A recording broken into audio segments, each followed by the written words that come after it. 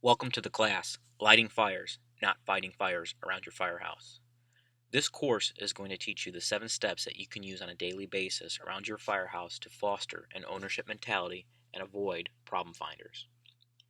Now, to maximize your learning for this course, what I'm going to ask of you is to please silence your phones, close any doors at your room you're in, give me 100% attention during this. No multitasking, and take some notes. Get out a piece of paper if you want. Go ahead and pause the video. Take care of all these items before we start, please. All right, so I'm going to introduce myself first. My name is John Lovato. I'm the founder at Brotherhood Coaching. I'm a career company officer, a husband, and a father. So this class is going to give you techniques that's used to give ownership to problems discovered by your crew. This is something I've used and have been successful with. This process will engage your crew, and it starts the development process. A lot of times people have complaints, hey, my department doesn't have any career development, officer development, items like that. Using this on a day-to-day basis, you're going to start that process without them even realizing it. We're going to start off with the agenda. I'm going to talk to you about how my first assignment revealed to me that there was a better way. The next part is going to be talking about the book, where I actually got this from, and put it into practice. My first failed attempt. When I first tried this, it didn't work out exactly how I thought it would, and I had to revamp what I was doing. We'll talk about teaching the concepts, and then lastly, we'll go over some examples. So, my first assignment, which for those of you who don't know me, I'm going to call my resume. A lot of people can get out there and give advice on things, but you don't know where they came from. So, I'm going to give you a little synopsis of it. I'm assigned to our busiest station at my department. In 2015, my station had 5,000 responses.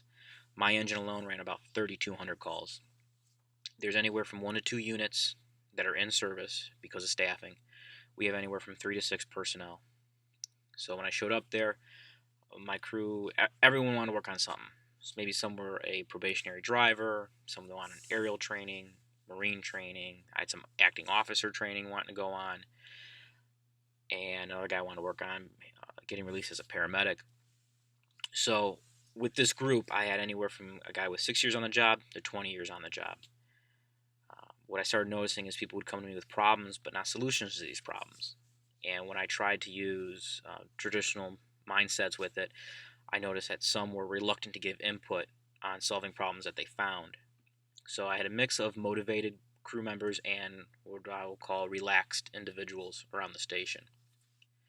At the same time, I was reading the book that you see right here by David Marquette called Turn the Ship Around.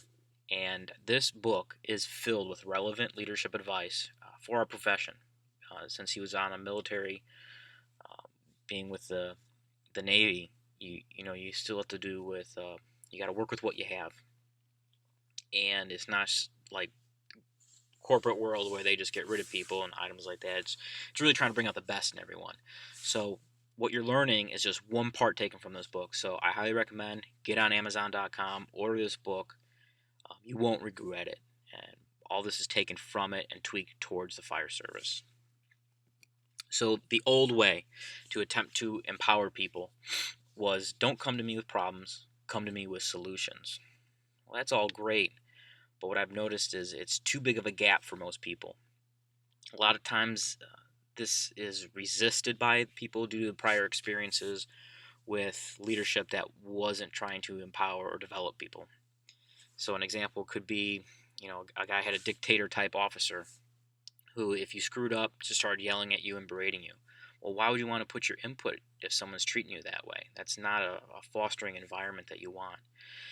This also, the whole don't come to me with problems, come to me with solutions, really only seems to work with you're highly motivated. So if we want to get the best out of everyone, we need to get everyone in the group working through it. So the new way, which I got from this book, is using what they call the ladder of leadership, where you're going one rung at a time. Using this method, you're going to be doing a step-by-step to move people at their own pace. This tends to take a little bit more time with your senior members due to prior experiences with leadership. It does, however, encourage the employee to solve the issue that they have found. Just remember, everything's going to take some baby steps. Rome wasn't built in a day. So you might be asking yourself, why should we do all this? Why do all this work and change what's going on? Well, it starts giving value. When people own the problems and the solutions to it, they see themselves as a vitally important link in the chain of command. The key thing to remember, everyone wants to feel valuable and have purpose. Treat them like that. Treat them how you'd like to be treated. If you want to start developing people, value what they say, give them purpose. Have them solve the issues they have. So we'll move on to actually what is the ladder of leadership. Here it is right here. As you can tell, it's got 7 rungs on each side. With the book, they went to the level of I intend to, which you see is level number 5. The idea behind this is because the workers basically come in them, this is what I want to do, and the boss knows what they're doing, and it's a nice good balance, and that is the overall goal. Now there might be some instances where you don't need that person to be there, but a lot of people unfortunately are at just level 1. So they're at that, they come to you with a problem, tell me what to do, and most of us, what do? We'll do this. Well, there's no development process at that part. So what we'll begin with is, as you can tell, we talked about I intend to is the main goal. So that brings us to my unsuccessful start. That was kind of my response when guys would come to me with problems. I said, well, what do you intend to do? And they really didn't know how to take it. And what I started seeing is that it was too big of a jump, like we talked before, one rung at a time. So since they didn't know what I was doing, too big of a jump, my crew started getting frustrated. I had one individual, but we had a pretty good rapport. He basically came out one day and goes, what the fuck, Cap? He goes, every time we come to you with an issue, you start asking us what we think or what we want to do about it. Why can't you just answer the question? And that's when I had my aha moment with it. Their frustration was my own fault for not teaching what I was doing it. So that brought me to, all right, if I'm going to really be successful with this, I learned it, now I got to teach it so they understand it and we can all be on the same page. So that's when I started putting together a presentation for the guys. What I'm about to show you is the same presentation that I sat my crew through. Actually, earlier, one of my guys wanted to watch the presentation when it was live, and I told him, I said, don't worry about it. He's like, well, why? I said, you've already seen it. Well, what are you talking about? I said, it's the same presentation that we've been working with. Every day we work on some type of way to develop everyone. So this presentation, everyone kind of got that, they were on the same page after this point, and I knew it was definitely a successful presentation afterwards. So the first video is going to be about 20 minutes long, very thorough. It really explains everything. So we'll go ahead and start.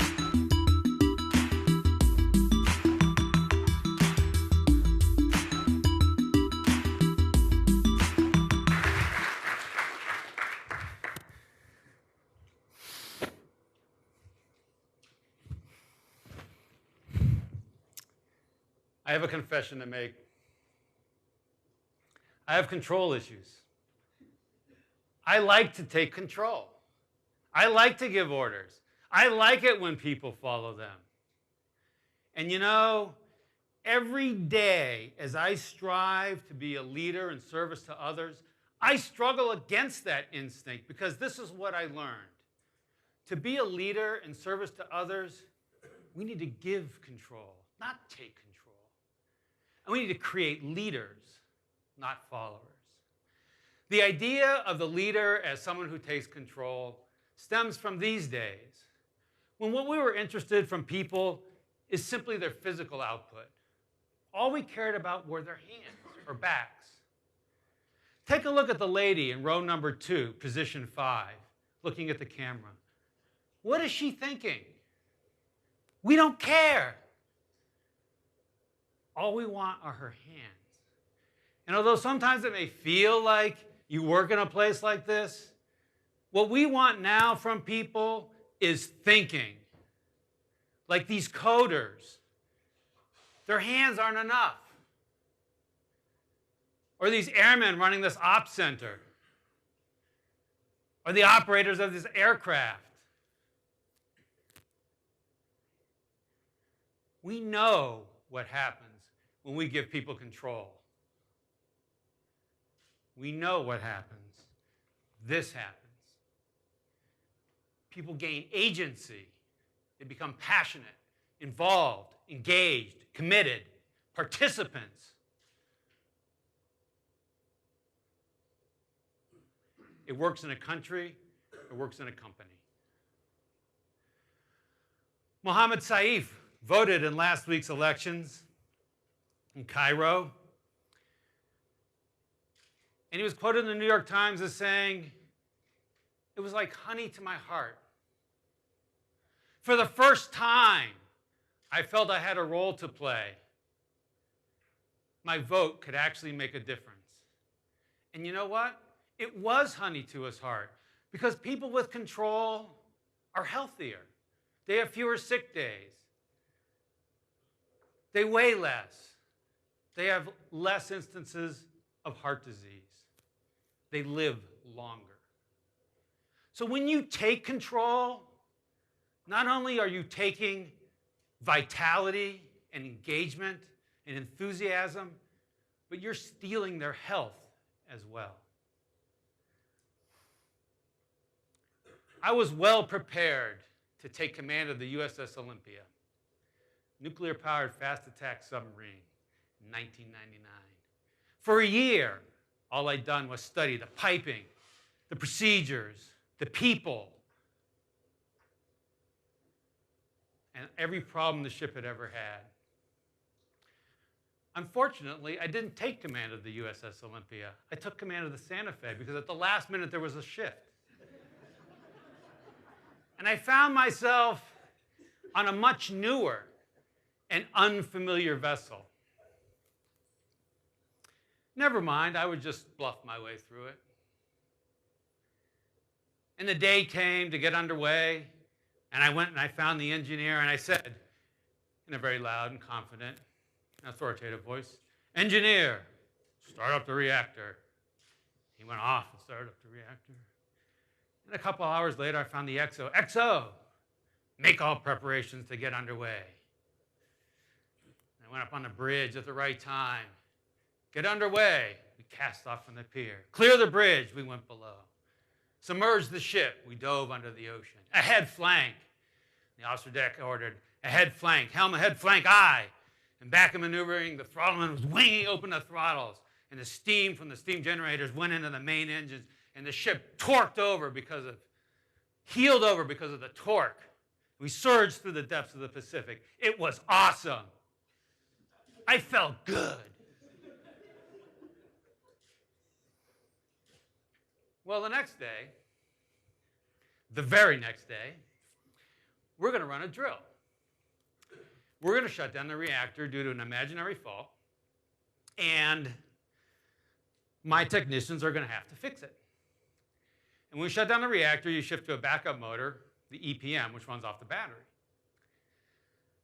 So I'm standing in the back of the control room, and everything seems to be going fine, and I'm kind of getting bored. And I start thinking, anyway, I start thinking, and I say, thinking to myself, you know, I can't let these guys think their new captain's a softie. So I'm thinking if we speed up on the EPM, it's going to draw more current, it's going to drain the battery faster, it's going to create what I like to think of as a sense of urgency in the restoration of the reactor, because there's no, extension cord. So I grabbed the officer deck, who's the navigator. I've been on the ship the least, and he's been on the ship the longest. He's been on the ship for over 2 years. Senior department head. And I say, "Hey, Nav, let's give those nukes something to think about. Ahead 2/3 on the EPM." And he orders it. Helm, ahead 2/3. Nothing happens. Very astutely, I recognize nothing's happening. And I can't really see the helmsman because number 2 periscope's in the way. So I lean to the right, and I look, and I can see, I can see his shoulders are tight. And he's almost squirming, and I say, "Helm, what's happening?" He says, he's facing away. He says, "Captain, there is no 2/3 on the EPM." I had made a mistake. Unlike every other ship I'd ever been on, there's no 2/3 on this ship. So, of course, I applaud. Good job. like I pretended it. You passed the test. So what do I do next? I grab the nav. Hey, Nav, did you know there was no 2/3 on the EPM? Yes, sir, I did. So my arms are flailing at this point. Like, why did you order it? Because you told me to. Because you told me to. And it was a moment of clarity unmatched in my life, because at that moment I realized we had a crew that was trained for compliance and a captain that was trained for the wrong ship. And that was a deadly combination. We were going to die if we didn't fix it. So as soon as the drill was over, I gathered all the officers. We went down to the wardroom. I said, hey, here's the problem. They already knew the problem, so I was just talking for myself at that point. And I said, we're gonna turn everything around. We're gonna, instead of me taking, I'm gonna give control. So I stopped giving orders. I said, I'm gonna not give one. The only order I would give is the final order to launch ordnance, because I felt the responsibility for killing other human beings was not one that I could pass off. Every other order I stopped giving. I refused to give the orders. We replaced it instead with the officer saying, I intend to, and eventually the crew, and then everyone saying, I intend to blank. And we were very proud of these briefs, right? Gather around the chart table. The enemy's here. We're going to go here. You're going to do this. You're going to do this. Any questions? Never any questions. But that's me telling you what your job is. So we got rid of all briefs. And we replaced it instead with the subordinates telling the superiors in the chain of command what they were going to do, what they thought might happen. We had, if you were a junior enlisted man and you submitted for leave, you needed 5 or 6 people to sign your leave chit.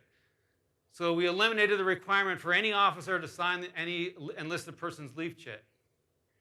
We reduced the number of signatures from 5 to 2. We saved a lot of time. We had these elaborate systems of keeping track of what other people owed. We called them ticklers, ironically. And we had tickler meetings. I mean, there was a whole, culture set up around the tickler. And that was the same thing, because again, it was not you doing your job, it was me telling you what to do. So we eliminated the tickler. Now, yes, secretly I kept a list for a while but then eventually I got rid of that, and it was a little bit uncomfortable, but I literally had no list of what anyone on that submarine needed to do other than me. It was awesome. The crew took to it like wildfire. Now, we had some unexpected events. So, for example, we were getting ready to deploy final certification. We had to track the submarine. We're getting ready to shoot it. Finally, the hours of nail biting, undersea tension, and we got ready to shoot. And I say, shoot tube 2. Torpedo leaves the ship. There's this whoosh. Whoosh. Torpedo running. Wire good. Wire clearance maneuver complete. Torpedoes merging on the bearing of the target. Everything's going great. And I look over. There's this wire. There's this multiple mile-long wire that connects the torpedo to the ship so we can talk to it. And steering the torpedo was very, very complicated. It was a sort of arcane, 7 people in the world know how to do it. And I had one of them. He was a kid named Smith. And I look over, I've been super absorbed. I look over to the weapons control panel, and there's no Smith. Some other kid. I'm like, the chief's standing right there. The Chief Steele, where's Smith? The inspectors are all writing furiously. I put him on leave. Doesn't take your permission. Trust me, we've trained, and it was perfect. It was awesome. The year before we did this, we re-enlisted 3 sailors. Now, these guys are working a lot harder. They have to think ahead. They have to think like their boss. They have to be responsible. There's no hiding from the responsibility of your job. How many sailors do you think we re-enlisted? 6? 9? We re-enlisted 33 sailors that year. Because people don't want easy. They want agency. And it's true the ship went from worst to first in almost every operational and combat measure, but I don't really think that's interesting because I think you could do that in an authoritarian way. What's interesting is this. This is Dave Adams. He's the Provincial Reconstruction Team Commander, host province on the border of Pakistan in Afghanistan. Provincial reconstruction teams are the civil military teams that have Army National Guard, State Department, USAID, Justice, NGO, reps. They're out there, right? They don't just sit on some base. They're out there with the people. Dave Adams is a submariner. He was a weapons officer on the USS Santa Fe. He's standing there with children of the Mondo Zai tribe. It's a celebration because the Mondo Zai, they're standing in a 100-meter wide wadi there. And the Mondo Zai don't have CAD/CAM programs. They don't have concrete. They don't have rebar. They don't have structural engineers. But they do have a desire for human interaction. And so the villages on the other side of this wadi interact. And they build a bridge every year, and the rains come and wash it away. And last year, there were 2 children on the bridge when it got washed away, and they were lost. This is their new bridge. This is Caleb Kerr, the one on the right. He's a PRT commander for Helmand Province on the border of Pakistan.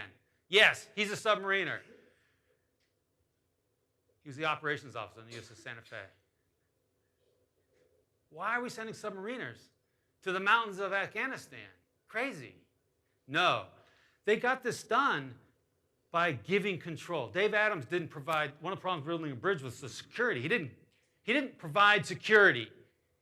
Normal, he didn't take his army guys and say, we're going to do security. What he did was he gave that to the 2 villages. He says, hey, you guys want a bridge?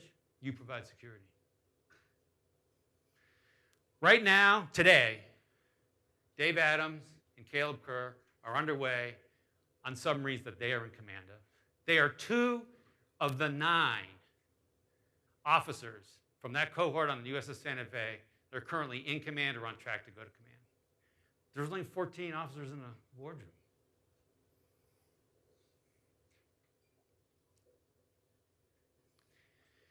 I did give another order. The submarine was assigned to be in service of a SEAL team. Here they are coming onto the ship. There they are going. And it's now 3.5 days later. It's in the middle of the night. We're on the surface. All stopped, dead in the water. And these SEALs, who we haven't talked to because communications are potentially interceptable, are going to come off the beach in these 2 Zodiacs to a spot in the ocean. And we better be there.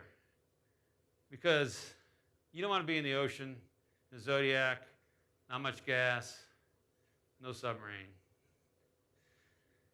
And I would wander the ship. I had a mic. I'd listen. Bridge, talk to control, main deck, control. I just listened and everything was going great. And all of a sudden, yellow sounding. I ran up to the control room. I looked at the navigation display and I saw something like this. There was this arrow pointing towards the beach.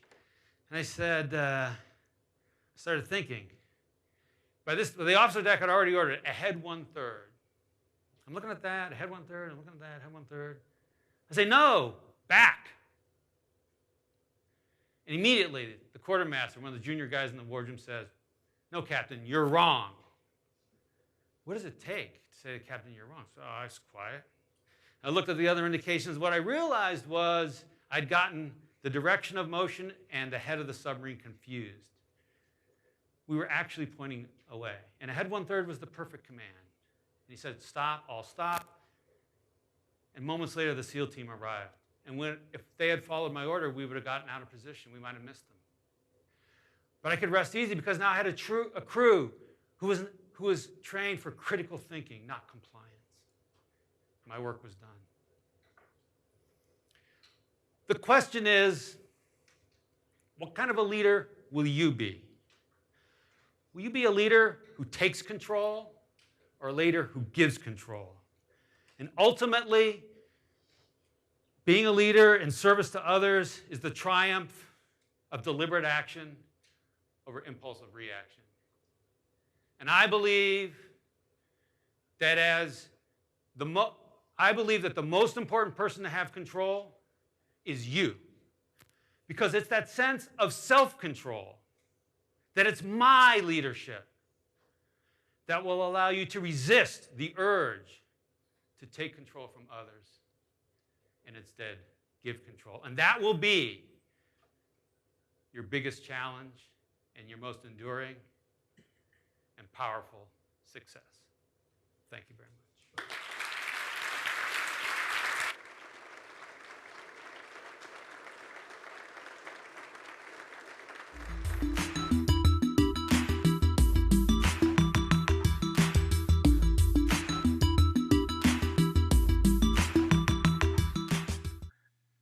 So I've taken his concepts, and what I started with is implementing it for when issues occur.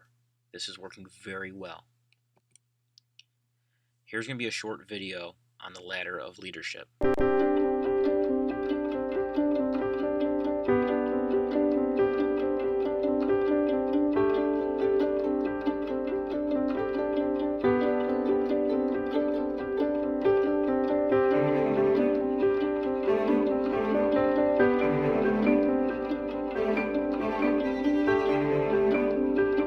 We came up with this, what we call ladder of leadership. It says, well, it starts with listening to what people are telling you. And if people are telling you, are coming to their boss and saying, tell me what to do, you're just moving them up one rung to I think. So instead of telling them what to do, you're saying, well, what do you think? And once they get to them to say, well, this is what I think, what would you recommend? This is what I recommend. Are you requesting permission to do that? I intend to do it. You're doing it. Your sailors are just doing things and telling you about them afterwards. And we sketched up this ladder, and he said, so every communication can fit somewhere on this ladder, and all you're trying to do is move your people up the ladder, level by level by level by level, not from the bottom to the top all at once, but just level by level. And on the flip side, this is what the boss says. So bosses, level one boss will be out there saying, I'll tell you what to do. And I found myself, even though I didn't want to be, I found myself being the level one boss over and over again because I would feel pressured by time, I would be anxious, I would be stressed out, I'd be hungry, or I'd be tired. I'd run out to the control room, I'd say, just drive here. I would just tell my people what to do. But when you do that, you're not creating more leaders, you're creating followers, and you're creating people that are dependent on you, not independent thinkers. So I would always try and resist doing that and try and move up the ladder.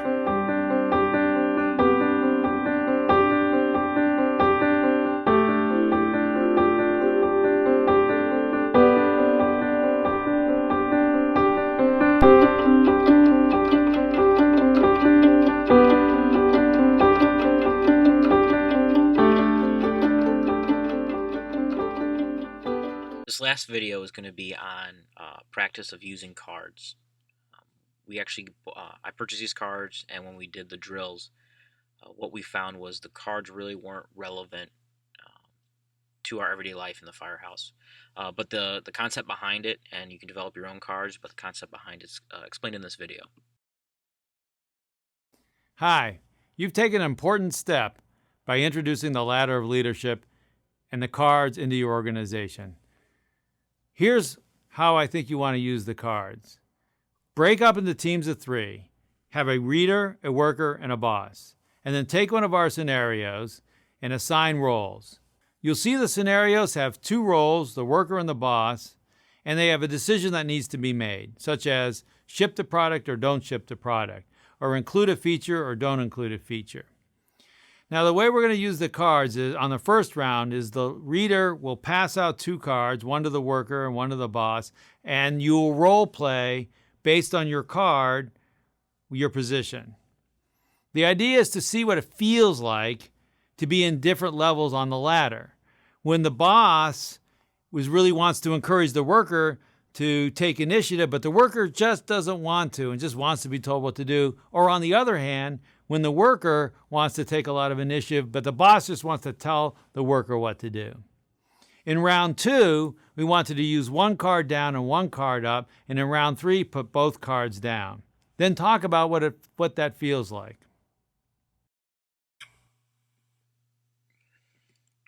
So to start this out successfully, the first thing you're going to have to do is to teach it and start using it for the problems that are found throughout your day. That's like we talked about before, doing some baby steps. It's a good place to start and then start expanding on it. So now we're going to go over some examples.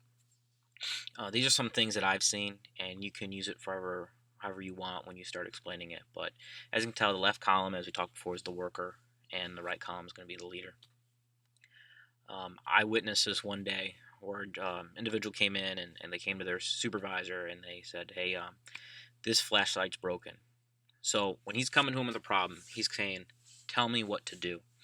The response from the supervisor was, do X, Y, and Z first and then come talk to me. So what did he do? He stayed at a level 1. The individual went out, checked it all, came back in, still messed up. At no point were they coming up with a solution for it. Another instance was actually was during one of my workouts, and I had an individual come interrupt it because the cable was not working. So I looked at them. I said, well, how are you going to get that cable fixed? Now, this was a crew before I explained everything to, so that's why they were coming to me with it.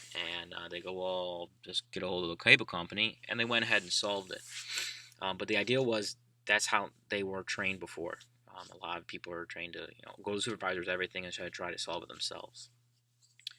A recent thing I had where I saw everything work out was we had a new SOP that came out, and there was some clarification issues on it. And so one of my drivers brought to my attention, and I told him I really wasn't sure. And instead of him just sitting there, he goes, well, if it's okay with you, I'm going to get a hold of the deputy chief because they're the ones that came up with the policy to get some clarification. And I said, absolutely. So right there, we had an issue. The individual solved himself, kept me in a loop. So it was a form of I intend to, and then went ahead and solved it. So when you're doing these scenarios with your groups, pick each point and try to move people up.